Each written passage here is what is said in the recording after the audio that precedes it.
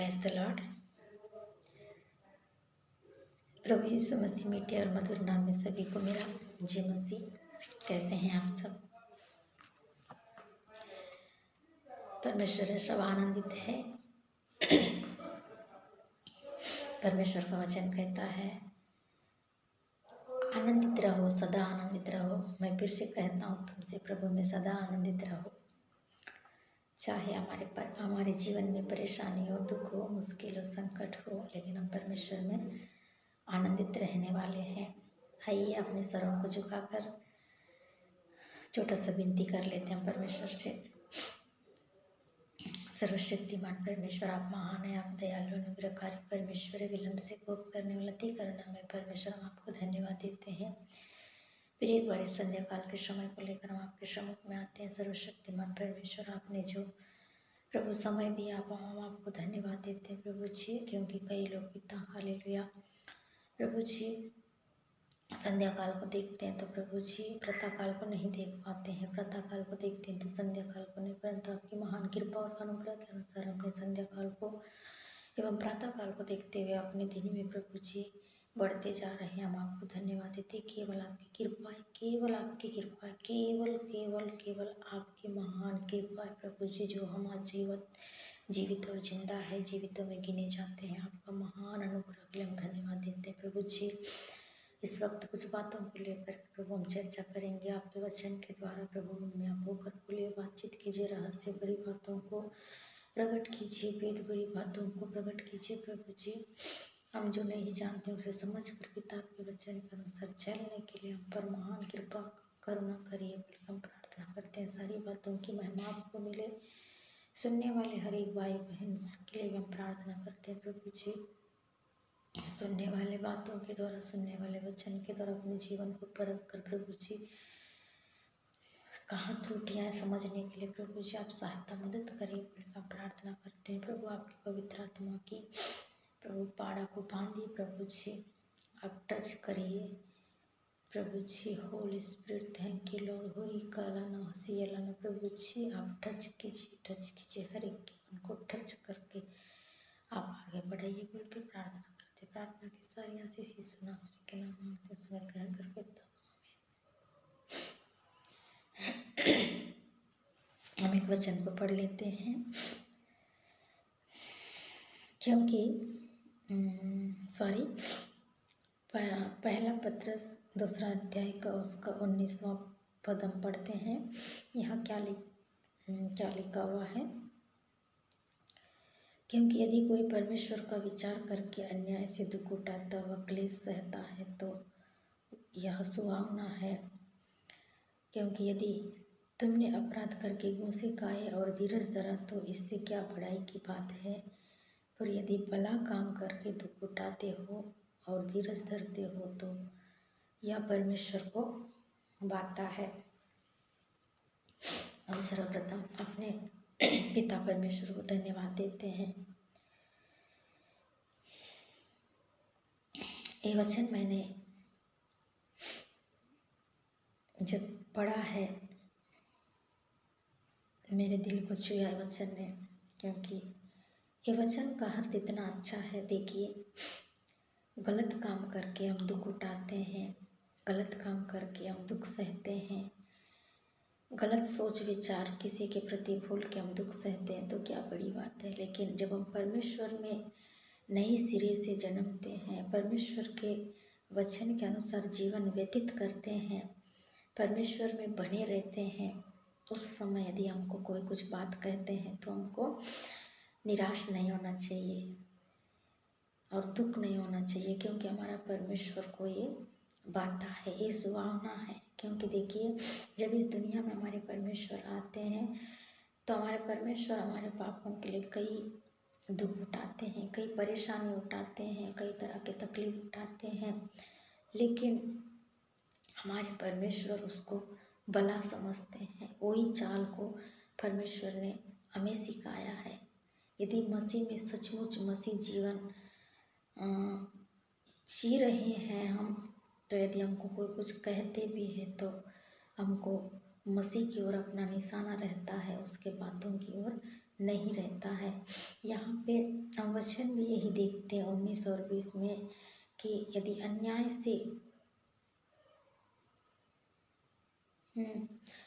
से दुख उठाता है या क्लेश सहता है तो यह परमेश्वर को क्या है, भाता है, सुहावना है, क्योंकि अच्छा है। परमेश्वर इससे प्रसन्न होते हैं और हमें आशीष भी देते हैं। क्योंकि देखिए, जब हम एक कलीसिया के मेंबर्स रहते हैं या फिर कलीसिया में हमारा जीवन व्यतीत होता है, तो हम कलीसिया में जाने से कई विश्वासी करने वाले भाई बहन मिलते हैं, कई विश्वासी नहीं करने वाले मिलते हैं। जैसे कि विश्वासी नहीं करने वाले कई बातों को बोलते हैं क्योंकि वो वचन के बारे में जानते ही नहीं है। लेकिन कुछ लोग विश्वास करने के बाद भी परमेश्वर में किस तरह से जीवन व्यतीत करना चाहिए, परमेश्वर में अपने जीवन को किस तरह बनाना चाहिए, या परमेश्वर में पूरा समर्पण नहीं किए वाले, नहीं समझने वाले कुछ बातों को बोलते हैं। लेकिन जब ऐसे लोग बोलते हैं तो हम विश्वास में भरके हुए परमेश्वर के वचन को छके हैं, परमेश्वर को वचन को जानते हैं, परमेश्वर हमसे क्या चाहते हैं। तो हम लोग परमेश्वर में बने रहने के लिए क्या करना चाहिए, उन बातों की ओर नहीं जाना चाहिए। लेकिन किन बातों की ओर जाना चाहिए, वचन की ओर देखना चाहिए, वचन की ओर चलना चाहिए। जब अपने जीवन में किसी भी तरह का संकट मुसीबत आता है तो जब हम परमेश्वर से प्रार्थना करते हैं तो परमेश्वर अपने वचन भेजकर हमें प्रोत्साहन देते हैं। ये मेरा जीवन का अनुभव है, क्योंकि परमेश्वर ने चुना है तो वहाँ छोड़ेगा भी नहीं हमको। परमेश्वर हमको चुना है, हमने परमेश्वर को नहीं चुना है। हमारे हर एक परिस्थिति को हमारे परमेश्वर जानते हैं। मनुष्य के आगे प्रकट करने की हमें कोई भी आवश्यकता नहीं है। ये वचन जब ये वचन को जब परमेश्वर ने मुझे दिखाया, जब मैं इस वचन को मैं पढ़ी हूँ तो मेरे अंदर एक अलग सा उत्साह भरा है। मुझे एक पल के लिए ऐसा लगा है कि वाक्य में परमेश्वर के कारण यदि हम किसी का बात सुनते हैं, हमको कोई कुछ कहते हैं तो हमको परमेश्वर की ओर देखना है, लेकिन उस मनुष्य की ओर नहीं देखना चाहिए। क्योंकि परमेश्वर भी मनुष्य की ओर देख करके यहाँ दुख नहीं सहा है। वो अपने पिता की इच्छा को पूरी करने के लिए इस दुनिया में आए, तो अपने पिता को ही आधार बनाकर चले हैं, अपने पिता को ही देखते चले हैं, तभी मृत्यु को पार करके जयवंत हुए हैं। तो हमारे परमेश्वर भी यही चाहते हैं कि हम मसीह चाल चले। प्रेरित पौल भी यही कहते हैं कि मैं मसीह में जी रहा हूँ, मैं मसीह का सा चाल चल रहा हूँ, तुम भी मेरी सी चाल चलो। देखो, प्रेरित पौल भी जब सेवा में आए हैं, जब परमेश्वर का सेवा प्रारंभ किए तो कई दुख सहे हैं, कई परेशानियां सही हैं, कई तकलीफ सही हैं, लेकिन पीछे पलट कर नहीं गए हैं। क्या आज हमारा जीवन उस तरह है? एक बार हमें टटोलने की आवश्यकता है, क्योंकि आज मसीह लोगों को दोष देने का कारण एक ही कारण है कि मसीह जीवन सही नहीं रहने की वजह से आज कई चर्चों में पासवान लोगों का नहीं जमता है, विश्वासियों के साथ नहीं जमता है।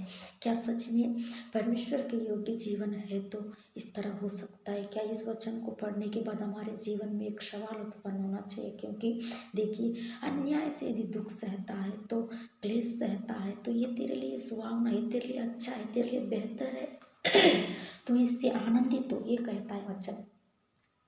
यदि घूसे खा के अपराध करके धीरज धरा है तो इससे क्या लाभ है? देखिए, घूस यदि कोई आदमी कुछ काम करने के लिए पैसा लेता है, कोई ऑफिसर, बाद में आके वो अपना कर्तव्य पूरा नहीं करता है, तो जो पैसा दिया है वो आके उसको यदि गाली भी देता है, मारा पीटी भी करता है, तो सहता है, तो उसमें कोई भलाई की बात नहीं, क्योंकि उसने गलती किया है। उस गलती के लिए वो परिणाम मिलना उसके लिए संभव है। लेकिन आप कोई गलती नहीं करके आप परमेश्वर में स्थिरता से जीवन बिताने के बाद भी, चाहे अन्य जातियों के द्वारा हो, चाहे विश्वासियों के द्वारा भी हो, आप प्रताड़ित होते हैं तो आप खुश हो जाइए। यही हमारा वचन कहता है। क्योंकि हम कई बार मनुष्यों को देखते हैं, जहाँ हमारी प्रशंसा होती है हम वहीं जाना पसंद करते हैं, जहाँ हमको अच्छा लगता है हम वहीं जाना पसंद करते हैं, लेकिन जहाँ पे हमारे अपराध होता है हम वहाँ नहीं जाना चाहते हैं। कि लेकिन वचन तो यही सिखाता है कि हमको यदि जहाँ कहीं भी यदि हमारा अपमान भी होता है तो हम किसकी ओर देखना चाहिए? परमेश्वर की ओर देखना चाहिए, परमेश्वर के वचन की ओर देखना चाहिए। परमेश्वर हमें यही सिखाते हैं। तो इस वचन को जब हम पढ़ते हैं तो आगे वाले कितना भी हम लोगों को गलत समझे, कितने भी हम लोगों को गलत नज़रियों से देखे, लेकिन हम उसको देख के नहीं चल रहे हैं, लेकिन किन को देख के चल रहे हैं? परमेश्वर को देख कर चल रहे हैं। खास करके कलीसिया में होती है, कलीसिया में घटते हैं। कई कई जन के मुंह से मैं सुनती हूँ, कई बहनों के मुंह से, कई भाइयों के मुंह से मैं सुनती हूँ, वहाँ का कलीसिया ठीक नहीं है, वहाँ मैं नहीं जाना चाहता हूँ, वहाँ का पासवान ठीक नहीं है, मैं वहाँ नहीं जाना चाहती हूँ, मुझे कलीसिया बदलना है। गलत बात है, ये कलीसिया कभी भी नहीं बदलना चाहिए। आप जिस स्थान पे रोपे गए हो, यदि उस स्थान पे आप फलवंत नहीं होंगे तो आप कोई भी जगह पे फलवंत नहीं हो सकते हैं। क्लेश हो, दुख हो, तकलीफ हो, सहने का कोशिश करिए, क्योंकि आपको जीवन भर वहाँ नहीं रहना है, वहाँ जाना है, परमेश्वर के लोगों के साथ संगति करना है, वहाँ पे आपको मेल मिलाप के साथ रहना है। लेकिन जीवन भर आपको रहना किसके साथ है? परमेश्वर के साथ है, लोगों के साथ नहीं। इसलिए लोगों को देखकर हमारी भक्ति को बढ़ाना नहीं चाहिए। लोगों को देख करके हम अपने आप को चर्च बदलने की, कलीसिया बदलने की ज़रूरत नहीं है, परंतु परमेश्वर को देखकर चलना है। देखिए, साथ में कई 2-3 पास्टर लोग मिलकर एक कलीसिया चलाते हैं, लेकिन थोड़ा सा बात होता है तो ऐसे वचनों को भूल जाते हैं, ऐसे संगति को भूल जाते हैं और वे अलग होकर तितर बितर होते हैं। जब वो तितर बितर होते हैं तो अन्य जातियाँ देखने वाले कहते हैं, देखो मसीह मसीह में भेद है, मसीह मसीह में प्रेम नहीं है। ये अन्य जाति जो हम लोगों को, हमारे परमेश्वर को जो निंदा करते हैं, इसका कारण अन्य जाति नहीं है, कहीं ना कहीं हम मसीह है, हमारे चाल चलन की वजह से ही हमारे परमेश्वर निंदित होते हैं। तो हम लोग वचन सुनने वाले, हमारे जीवन में परमेश्वर को अवसर देना है, परमेश्वर की इच्छा को पूरी करना है, तो हम सबसे पहले परमेश्वर की योजना को समझना है, जानना है, परमेश्वर हमसे क्या चाहते हैं। परमेश्वर से आप प्रार्थना करिए, पुकारिए, परमेश्वर आपसे क्या चाहता है। परमेश्वर अंधा नहीं, गूंगा नहीं, जो सुन नहीं सकता है, बोल नहीं सकता है, आपके हर एक प्रार्थना का जवाब देने वाला हमारा परमेश्वर। हम परमेश्वर को धन्यवाद देते हैं। कठिन समय में हम लोग परमेश्वर को निंदित करने वाले नहीं, परंतु एक आत्मा को जीतने वाले बनना है, यही हमारे परमेश्वर चाहते हैं। इसी उम्मीद के साथ मैं अपने वाणी को यहाँ पे विराम देती हूँ। आप सभी लोग मेरे लिए, मेरे परिवार के लिए जरूर प्रेयर कीजिए। इन वचनों के द्वारा परमेश्वर को महिमा मिले। आमीन।